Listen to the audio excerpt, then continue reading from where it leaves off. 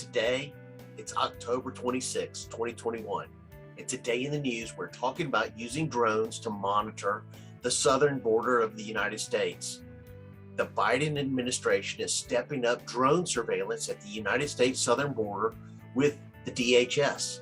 Now, DHS stands for the Department of Homeland Security. A record number of migrant children, families, and adults, many of them from South America, have come to the southern border this year.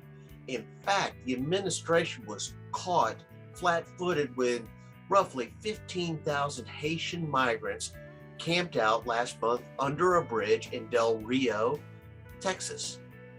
The Department of Homeland Security is establishing aerial surveillance of migrant camps and trucks.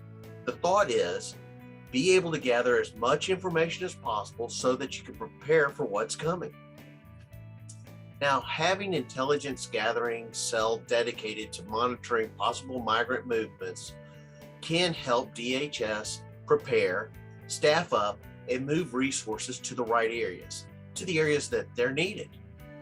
And using drones for surveillance can also help the DHS better combat disinformation that cartels and smugglers are telling migrants who are considering making the dangerous and long journey to the United States.